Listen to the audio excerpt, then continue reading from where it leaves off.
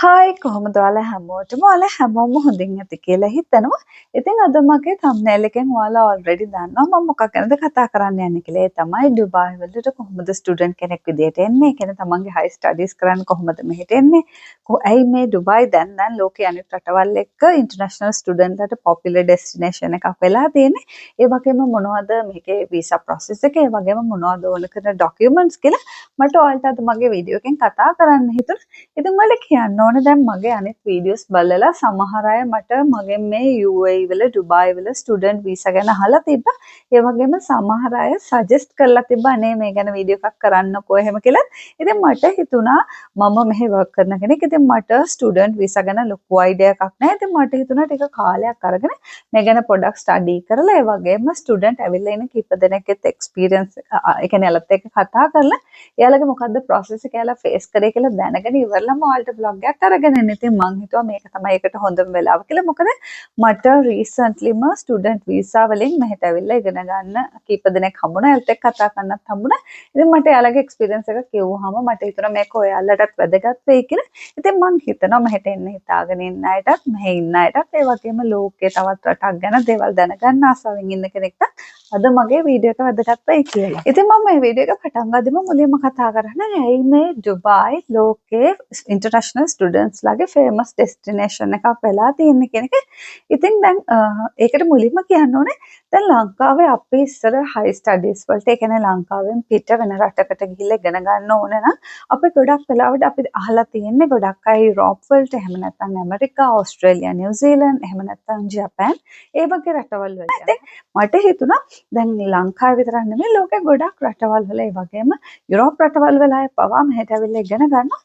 ඉතින් මට ඒකට හේතු ටිකක් ඔයාලට මුලින්ම කියන්න. ඉතින් මම ඔයාලට කියන්නම් ඒකට පළවෙනි දේ තමයි මෙහෙට වීසා ගන්න හරිම ලේසි. ඉතින් ගොඩක් අය ඉස්සර ඉඳන්ම හයි ස්ටඩීස් වලට යන්න හිතාගෙන හිටපු රටවල් ඒ කියන්නේ යුරෝප්, US, ඕස්ට්‍රේලියා, නිව්සීලන්ත ඒ වගේම ජපාන් වගේ රටවල් වලට යන්න ලොකු වීසා ප්‍රොසෙස් එකක් තියෙනවා. ඩොකියුමන්ට්ස් පෙන්නන්න ඕනේ. මේ වගේ දේවල් තියෙනවා. ඉතින් ඒවත් එක බලනකොට ඩුබායි කියන්නේ ලේසියෙන්ම එන්න පුළුවන් සිටි එකක්. අර මම ඔයාලට කලින් මගේ වීඩියෝ කීපයකම කියලා දෙනවා.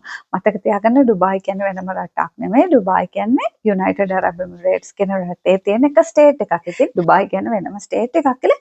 ඉතින් මෙහෙට එන්න වීසා ගන්න හරිම ලේසියි. ඒ කියන්නේ අර කලින් කිව්ව කන්ට්‍රීස් වලට වැඩිය එක බලනකොට ගොඩාක් ඩොකියුමන්ට්ස් අපිට පෙන්වන්න ඕනෙත් නැහැ. ඒකට ලොකු කොස්ට් එකක් යන්නේ නැහැ. ඉතින් ඒ නිසා ගොඩක් වෙලාවට ස්ටුඩන්ට්ලා දැන් ඩුබායි වලට ඒ වගේම UAE වලට තමන්ගේ හයි ස්ටඩීස් වලට එන්න බලන. ඉතින් ඒ වගේම අනිත් දේ තමයි දැන් UAE ඩුබායි මේ මිඩල් ඊස්ට් කන්ට්‍රි එකක්. UAE කියන්නේ ඩුබායි කියන්නේ මිඩල් ඊස්ට් කන්ට්‍රි එක තියෙන සිටි එකක්. ඉතින් මෙහි යුනිවර්සිටිස් තිබ්බම කෙනෙක්ට හිතන්න පුළුවන් මෙහි තියෙනවත් එක්ක අරබික් වලින් එහෙම නැත්තම් මේ මිඩල් ඊස්ට් අයටම ආවෙනික এডুকেෂන් සිස්ටම් එකක් මෙහි තියෙනවා කියලා. ඉතින් මෙහෙද කියන්න ඕනේ පොඩි අයගේ ඉඳලා ලොකු අයට වෙනකම්ම මෙහි එක ඉන්ටර්නැෂනල් පිළිගත් ස්ටෑන්ඩඩ් කරිකියුලම්ස් මෙහි තියෙනවා. ඉතින් ඒ වගේම හයි ස්ටඩීස් වලට ගියහම ලෝකේ ඉන්ටර්නැෂනල් පිළිගත් ස්ටෑන්ඩඩ් එකට තමයි මෙහි යුනිවර්සිටිස් තියෙන්නේ. ඉතින් මෙහි තියෙන এডুকেෂන් සිස්ටම් එකත් ඒ වගේ. ඉතින් ඒකද කියන්න ඕනේ දැන් ඩුබායි වල මේ රටේම යුනිවර්සිටිස් උත් තියෙනවා. ඒ වගේම ලෝකයේ ගොඩාක් ෆේමස් යුනිවර්සිටිස් වල බ්‍රාන්චස් උත් මෙහි තියෙනවා. ඉතින් ඒවයි ඩුවල් ප්‍රෝග්‍රෑම් උත් තියෙනවා. ඒ කියන්නේ ඩුවල් ප්‍රෝග්‍රෑම් කියන්නේ අවුරුදු දෙකක් මෙහි ඉගෙනගෙන ඉතුරු දෙක කම්ප්ලීට් කරන්න ඒ රටට යන්න පුළුවන්. ඉතින් ඒ වගේ දේවලුත් තියෙනවා. ඉතින් ඩුබායි වල මේ තමන් ගන්න এডুকেෂන් සර්ටිෆිකේට් ඉන්ටර්නැෂනල් රෙකග්නිෂන් එකක් දෙන සර්ටිෆිකේට්ස් ඒ වගේම ඉන්ටර්නැෂනල් ස්ටෑන්ඩඩ් එකකට තමයි මේ හැම ප්‍රෝග්‍රෑම් එකක්ම වෙන්නේ. ඉතින් ඒ නිසා දැන් හිට ගොඩක් කට්ටිය එනවා තමන්ගේ හයි ස්ටඩීස් වලට. ඉතින් අනිත් හේතුව විදිහට මම දකින්නේ මෙහි ලිවිං කොස්ට් එක. ඒ කියන්නේ දැන් ලෝකයේ අනිත් රටවල් එක බලනකොට ඩුබායි වල ලිවිං කොස්ට් එක සාපේක්ෂව අඩුයි. මොකද මම මෙහි ජීවත් වෙන කෙනෙක් විදිහට මම මගේ අනිත් රටවල් වල යාළුවොත් එක්කත් කතා කරනකොට සමහර වෙලාවට මෙහි පොඩක් කියනවනේ ඇකොමඩේෂන් නම් ටිකක් අනිත් රටවල් එක්ක බලනකොට ගානක්. හැබැයි අනිත් දේවල් කෑම බීම ට්‍රාන්ස්පෝර්ට් අනිත් අපේ සාමාන්‍ය ජීවිතේදී අපිට ඕන කරන දේවල් වලට තියෙන affordability එක, ඒ කියන්නේ අපිට ඒකට වියදම් කරන්න පුළුවන්කම තියෙන හැකියාවත් එක්ක ගොඩක් වෙලාවට ස්ටුඩන්ට් කෙනෙක්ට මෙහෙට ආවම ජීවත් වෙන්න පුළුවන් හැකියාවක්. ඉතින් ඊළඟ හේතුව විදිහට දකින්නේ ඩුබායි වල තියෙන ජොබ් ඔපචුනිටිස්. ඒ කියන්නේ යුනිවර්සිටි ඩිග්‍රී එකක් අරගෙන වර්ක් එක්ස්පීරියන්ස් එකක් ගන්න ජොබ් මාකට් එකට යනකොට ඩුබායි වල ගොඩාක් ඔපචුනිටිස් තියෙනවා. ඒ වගේම මෙහෙ තියෙන ටැක්ස් ෆ්‍රී සැලරි එකක්. ඉතින් හිතන්නකෝ කෙනෙක් ජොබ් එකක් මෙහෙ ඉඳලා ඩිග්‍රී එක අරගෙන මෙහෙම ජොබ් එකට කෙනෙක්ට ඔපචුනිටි එකක් ලැබුණොත් එයාට අනිත් රටවල් මම කලින් කිව්ව රටවල් එක්ක බලනකොට මෙහි තියෙන ටැක්ස් ෆ්‍රී සැලරි එක. ඉතින් ඒකත් හේතුවක් වෙලා තියෙනවා කියලා එයාලා කියනවා. ගොඩක් අපේ ඒෂියන් රටවල් වල අය වගේම යුරෝප් රටවල අයත් දැන් මෙහෙට ස්ටුඩන්ට් එන්න මේක ට්‍රෙන්ඩ් එක. ඒ කියන්නේ මේක හේතුවක් වෙලා තියෙනවා කියලා එයාලා කියනවා. ඉතින් ඒ වගේම හයි ස්ටඩීස් වලට දැන් ස්ටුඩන්ට්ලා අතර ඩුබායි ෆේමස් වෙන තව හේතුවක් විදිහට මම හිතනවා මෙහි තියෙන කල්චරල් ඩයිවර්සිටි එක. ඒ කියන්නේ ගොඩාක් රටවල් වල එක රටවල් වල අය මෙහි ඉන්නවා, එක ආගම් අදහන අය, එක ජාතීන් මෙහි ඉන්නවා. ඒකට හොඳම උදාහරණය තමයි ඩුබායි වල පොපියුලේෂන් එක. ඒ කියන්නේ මේ සිටි එකේ ඉන්න කට්ටියගෙන් පොපියුලේෂන් එකෙන් 85ක් වගේ ප්‍රමාණයක් ඉන්නේ වෙන රටවල් වලින් ආපු අය. ඉතින් 15ක් තමයි මේ රටේමයි ඉන්නේ. ඉතින් ඔයාලට පේනවා ඇති කොච්චර ඩයිවර්සිටි එකක් මෙහි තියෙනවද කියලා. ඉතින් ඒකත් හේතු වෙලා තියෙනවා ස්ටුඩන්ට්ලාගේ ඩුබායි යාලගේ හයි ස්ටඩීස් වලට එන සිටි එක බවට පත් කරගන්න. ඉතින් මම දැන් ඔයාලට කිව්වනේ ඩුබායි යයි ඉන්ටර්නැෂනල් ස්ටුඩන්ට්ස්ලා අතර පොපියුලර් ඩෙස්ටිනේෂන් එකක් වෙලා තියෙන කියලා. ඉතින් ඒක ගැන මම විස්තර හොයනකොට මම නිවුස් එකක් කියුවා. ඉතින් ඒකෙදි කියනවා UAE කියන්නේ ලංකාවට වැඩිය පොඩ්ඩක් වගේ ලොකු රටක්. ලංකාවට වැඩිය පොඩ්ඩයි ලොකු. ඉතින් එහෙම වෙලා ඩුබායි කියන්නේ එක ස්ටේට් එකක්. ඩුබායි කියන ස්ටේට් එකේ විතරක් approximate 68ත් 70ත් අතර යුනිවර්සිටිස් තියෙනවා. ඉතින් මෙහෙ තමන්ගේ හයි ස්ටඩීස් කරනවා නම් මේන්ලිම විදි දෙකක් තියෙනවා. ඒක එකක් තමයි මේ රටේ already ඉන්නවා නම් තමන්ගේ සෙකන්ඩරි ස්ටඩීස් වලින් පස්සේ හයි ස්ටඩීස් වලට යන්න පුළුවන්. ඒක වෙනම ප්‍රොසෙස් එකක්. දැන් මම අද කතා කරන්නේ ඉන්ටර්නැෂනල්. ඒ කියන්නේ ඩුබායි වල UAE වල නොවන කෙනෙක් වෙන රටක ඉඳන් ඩුබායි වලට ඇප්ලයි කරනවා නම් මෙහෙට එන්න හිතාගෙන ඉන්නවා. එයාලට වැදගත් වෙන මේ ප්‍රොසෙස් එක ගැන. ඉතින් මේ රටට ස්ටුඩන්ට් කෙනෙක් විදිහට එන්න පළවෙනියටම ඕන කරන දේ තමයි වීසා එක. ඉතින් ඒක මේ රටට නෙමෙයි. අපි කොයි රටට වුණත් හයි ස්ටඩීස් වලට යන්න ඕන නම් අපිට වීසා එක ඕනේ රටට ඇතුල් වෙන්න. ඉතින් මෙහෙදී වීසා එක ගන්න ප්‍රොසෙස් එක හරි ලේසි කියලා මම ඔයාලට කිව්වා. ඉතින් ඒකෙත් හැබැයි ලේසි වුණාට අපිට තියෙනවා ડોකියුමන්ට් සබ්මිට් කරන්න. හැබැයි අර සමහර යුරෝප් රටවල් වලට ඒ වගේම ඕස්ට්‍රේලියා, නිව්සීලන්ත, ජපාන් වගේ රටවල් වලට වගේ අර SOP එකක් අපි ලියන්න ඕනේනේ. අයි අපි එන්නේ, අයි කවදා හරි අපි ඩිග්‍රී ගත්තට පස්සේ අපේ රටට යන්න ඕනේ. ඒ දේවල් අපි එක්ස්ප්ලেইন කරලා අපි ගොඩක් ලියන්න ඕනේ. හැබැයි මේ ඩුබායි වලට හයි ස්ටඩීස් වලට එන්න එහෙම දෙයක් ඕනේ නැහැ. ඉතින් මම ඔයාලට ඉතින් මේ ස්ටුඩන්ට් කෙනෙක් විදිහට එනකොට වීසා එකට ස්පොන්සර් කරන්නේ යුනිවර්සිටි එක. ඉතින් යුනිවර්සිටි එකට ඒ කියන්නේ මේ රටේ ඉන්න කෙනෙක් නම් එයාට තමන්ගේ අම්මට හරි තාත්තට ස්පොන්සර් කරන්න පුළුවන්. මොකද ඒ අම්මයි තාත්තයි රෙසිඩන්ට් කෙනෙක් වෙන්න ඕනේ. හැබැයි එහෙම නොවන වෙන රටක ඉඳන් කෙනෙක් එනවා නම් එයාට ස්පොන්සර් කරන්නේ අනිවාර්යයෙන්ම යුනිවර්සිටි එක. යුනිවර්සිටි එකේ ස්පොන්සර්ෂිප් එකක් ගන්න ඩොකියුමන්ට්ස් කීපයක් තියෙනවා. ඒකෙන් පළවෙනිම දේ පාස්පෝර්ට් එක. ඊට පස්සේ මුලින්ම ඔයාලා යුනිවර්සිටි එක සිලෙක්ට් කරගෙන ඒකට රික්වෙස්ට් එකක් දාන්න ඕනේ. ඔයා එකට එන්න කැමතියි කියලා. ඊට පස්සේ ඔයාලගේ එඩියුකේෂන් සර්ටිෆිකේට්, වර්ක් සර්ටිෆිකේට් ඒ වගේ දේවල් එයාලා ඉල්ලන දේවල් සබ්මිට් කරාම සමහර යුනිවර්සිටි වල මම ඔයාලට කලින් කිව්වනේ මම කීප දෙනෙක් එක්ක කතා කරා කියලා. ඉතින් ඒකේ කතා කරපු කට්ටියන් වගේ කිව්වේ එයාලට ඉන්ටර්විව් එකකුත් තිබ්බා කියලා. ඒ කියන්නේ Zoom call එකකින් වගේ එයාලව ඉන්ටර්විව් කරා. ඒ කියන්නේ එයාලට දැනගන්න ඕනේ මෙයාලා එන පර්පස් එක මොකක්ද. ඒ වගේම ඒ කියන්නේ ගොඩක් වෙලා ලොකු ඉන්ටර්විව් එකක් නෙමෙයි විනාඩි 20ක විතර වගේ එක්ස්පීරියන්ස් කතා කරනවා. ඒ වගේම එයාලා ඒ කෝස් එකෙන් බලාපොරොත්තු වෙන්නේ මොනවද වගේ කතා කරනවා.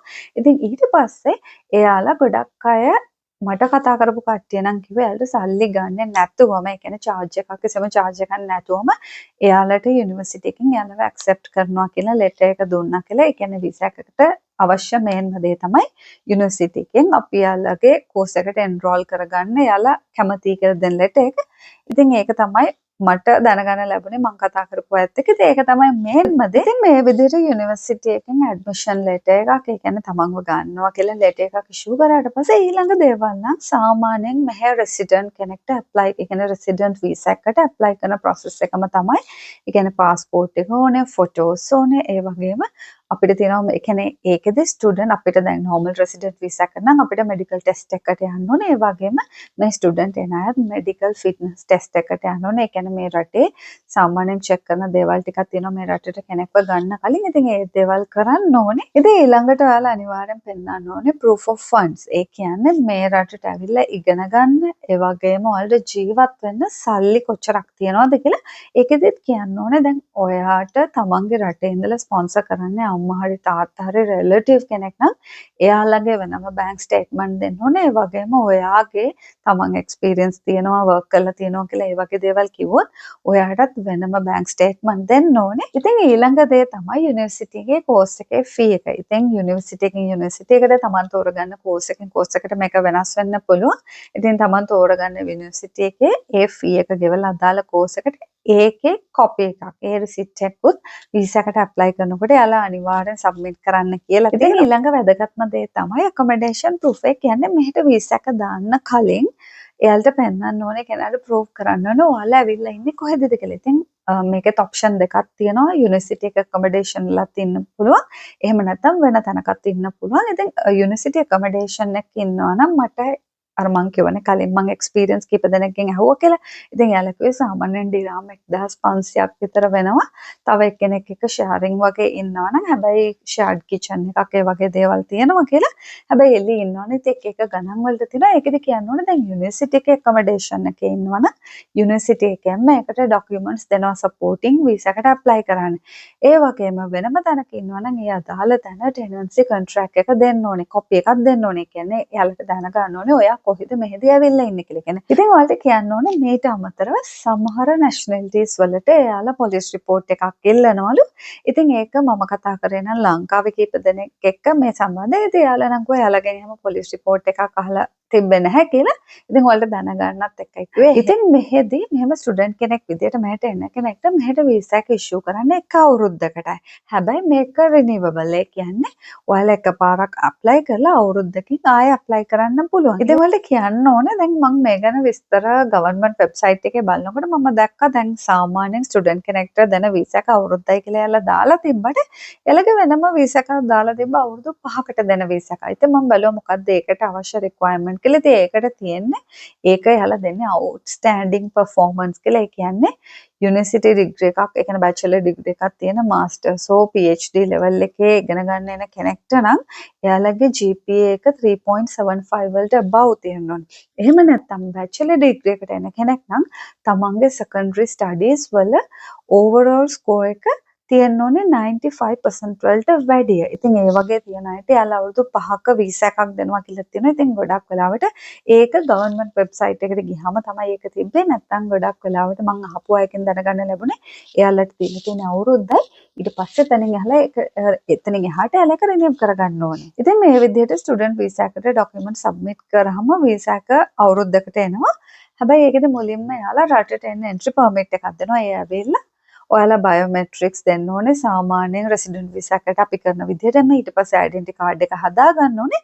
ඒ ඩෙන්ටි කාඩ් එක ආවට පස්සේ තමයි ඔයාලා ස්ටුඩන්ට් රෙසිඩන්ට් කෙනෙක් විදිහට මේ රටේ ඉන්න. මම හිතනවා අද වීඩියෝ එකෙන් ඔයාලට අයිඩියා එකක් ගන්න පුළුවන් වෙන්නේ නැති ඩුබායි වල හයි ස්ටඩීස් ප්‍රොසෙස් එකයි ඩුබායි ප්‍රසිද්ධ වෙලා තියෙන ස්ටුඩන්ට්ස්ලා අතර ඒ වගේම වීසා එකට ඇප්ලයි කරනකොට ඕන කරන ඩොකියුමන්ට්ස් මොනවද කියලා. ඉතින් ඔයාලට මේ සම්බන්ධයෙන් දැනගන්න ඕන කරන දෙයක් තියෙනවා නම් අනිවාර්යෙන් මට මැසේජ් කරන්න, මේ කමෙන්ට් කරන්න. මම අනිවාර්යෙන් ඔයාලා හැමෝටම පුළුවන් විදිහට රිප්ලයි කරනවා. ඉතින් වෙනදා කියනොත් වගේම thank you so much ඔයාලා හැමෝටම මගේ වීඩියෝස් බලනකොට. ඉතින් ආයෙත් දවසක මේ වගේ ඉන්ෆෝමේටිව් වීඩියෝ එකකින් හම්බෙමු.